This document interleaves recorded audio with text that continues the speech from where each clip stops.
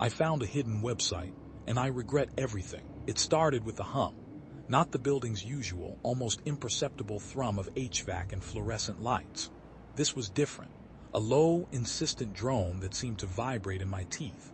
Insomnia had been my unwelcome companion for weeks after Henderson chewed out Mark in accounting so loudly everyone heard.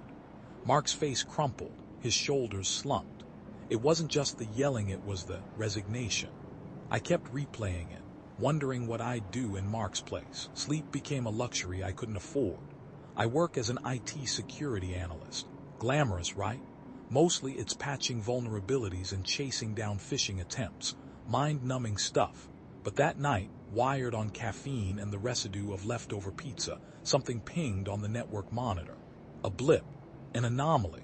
It was like a mosquito buzzing in the dead of night, an itch I couldn't ignore. The encrypted traffic was flowing through a back channel of our server, masked behind layers of obfuscation I hadn't seen before. It was beautiful in a twisted, technical kind of way, like a puzzle box designed by a madman. I should have reported it. Protocol demanded it. But the boredom had calcified into something sharper, a desperate need for something. So I started digging. It took 3 days, stolen hours after work, and during my increasingly frequent bathroom breaks. 3 days of brute forcing algorithms, reverse engineering protocols, and drinking enough coffee to jumpstart a small engine. David, my friend and colleague, kept giving me concerned looks. "You look like you haven't slept in a week, man. What's eating you?" I brushed him off. "Just a tricky bug, nothing to worry about." He didn't buy it. Sarah didn't either. "Ethan, you're disappearing," she said one evening, her voice soft but firm. "She's a nurse, she knows when something's wrong. You barely talk to me anymore. You're always on your computer muttering to yourself." "I'm fine, Sarah, just busy." The lie tasted like ash in my mouth. Finally, after what felt like an eternity, I cracked it.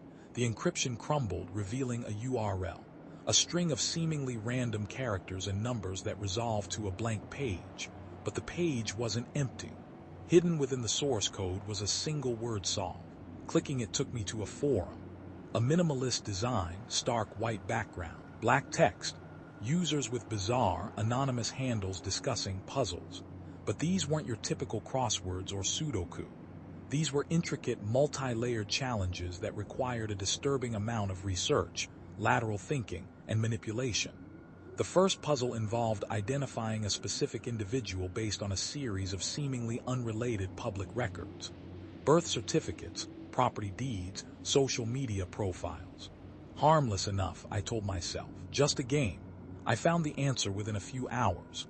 The forum rewarded me with access to a new, more complex puzzle. It escalated quickly. The second puzzle required me to leave a specific object, a child's red shoe, at a particular location. A park bench at midnight. I felt a prickle of unease, but the lure of the challenge, the validation from the other users, was too strong. I did it. The third puzzle involved manipulating a social media influencer into posting a specific phrase in a sponsored ad. A phrase that, when decoded, revealed a set of coordinates.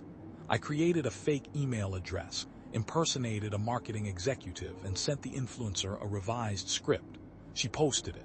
The coordinates led to an abandoned warehouse on the outskirts of town. David cornered me at work. "Ethan, I ran a diagnostic on your workstation. Your browser history is disturbing. What the hell are you looking at?" I stammered, trying to explain it away as research for a cybersecurity project. He didn't believe me. "This isn't research, Ethan. This is obsession. You need to stop." "I can't," I whispered. "I have to see where it leads." Sarah found me hunched over my laptop at 3 a.m., my eyes bloodshot, my fingers flying across the keyboard. "Ethan, please, you're scaring me." "What are you doing?" I pushed her away, my voice raw with exhaustion. "Just leave me alone, Sarah. You wouldn't understand." She started crying. "I'm losing you." Her words hit me harder than I expected, but I couldn't stop. I was too far in. The fourth puzzle was different. It involved accessing a private email account, a doctor at the hospital where Sarah worked. I hesitated. This felt wrong. But the admin, the anonymous figure who seemed to be in charge of the website, sent me a private message. "Having second thoughts, Ethan. Don't tell me you're losing your nerve. Think of the progress you've made, the insights you've gained." The message included a picture of Sarah taken through my apartment window. My blood ran cold. They were watching me. I tried to back out. I sent a message to the admin demanding answers. Who are you? What do you want? The reply was chillingly calm. We want to see how far you're willing to go. Everyone has a breaking point, Ethan. We're just helping you find yours. The admin sent me more messages, each one more personal, more invasive. They knew about my childhood fears, my hidden insecurities, my secret doubts about my abilities. They were inside my head. The email account belonged to Dr. Albright, Sarah's supervisor. Puzzle required me to find evidence of malpractice, something that would ruin his career. The admin hinted that Dr. Albright was a danger to Sarah, that he had made mistakes in the past. I refused. I won't do it. This has gone too far. The admin responded with a link to a news article, a hit-and-run accident, a young woman seriously injured. The location was just a few blocks from my apartment. The woman's name was similar to Sarah's middle name. The message was clear: comply or Sarah would pay the price. I spent the next 24 hours in a state of frantic paranoia. I installed extra locks on the doors and windows. I unplugged my computer, threw it in the closet. I begged Sarah to stay home from work. She looked at me with a mixture of pity and fear. Ethan, you need help. This isn't you. I couldn't tell her the truth. She wouldn't believe me. That night I broke into Dr. Albright's email account. It was surprisingly easy. He used the same password for everything. I found a file, a medical report, a mistake, a misdiagnosis that had led to a patient's death. I sent the file to the admin. Immediately I regretted it. I felt dirty, complicit. I had crossed a line. The next morning Sarah called me from work, her voice trembling. Ethan, something's wrong. Dr. Albright, he's been suspended. There's an investigation. I hung up, sick to my stomach. That's when the final puzzle arrived. It was simple, brutal. Sarah is scheduled to work the night shift in ICU tonight. A patient will experience a respiratory failure. Prevent the attending nurse from administering the correct dosage of epinephrine. The admin added, consider this a test of your commitment. Fail, and we will find someone else who is willing to play the game. This wasn't a game. This was murder. I couldn't do it. I wouldn't. I called David, my voice shaking. David, you have to help me. It's Sarah. They're going to hurt her. I explained everything, leaving out nothing. He listened in stunned silence. Ethan, this is insane. This is beyond anything I've ever heard. I know, David, I know, but you have to believe me. You have to help me protect Sarah. David agreed to meet me at the hospital. We spent the evening pacing the corridors, watching Sarah, trying to anticipate the danger. I felt like I was trapped in a nightmare. Around 2 a.m., Code Blue was announced in ICU. A patient was crashing. Sarah rushed into the room. I followed her, David close behind. I saw it then. The attending nurse distracted, reaching for the wrong vial. A vial of saline solution instead of epinephrine. I lunged forward, knocking the nurse's hand, sending the vial crashing to the floor.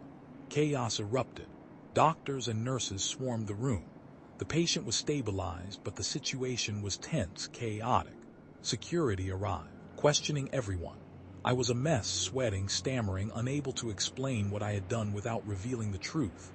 David intervened, claiming that I had suffered a panic attack, that I was undergoing severe stress. He managed to get me out of the hospital before the police arrived. Back at my apartment, I collapsed onto the couch, exhausted and terrified. I checked the website. It was gone, vanished, as if it had never existed. The next few weeks were a blur. Dr. Albright was cleared of wrongdoing, but his reputation was tarnished. Sarah was traumatized by the incident at the hospital. Our relationship was hanging by a thread. I tried to explain to her what had happened, but she couldn't understand. She thought I was delusional, suffering from a mental breakdown. I knew I couldn't stay in the apartment. It was tainted, haunted by the memories of the website and the things I had done. I moved out, leaving everything behind.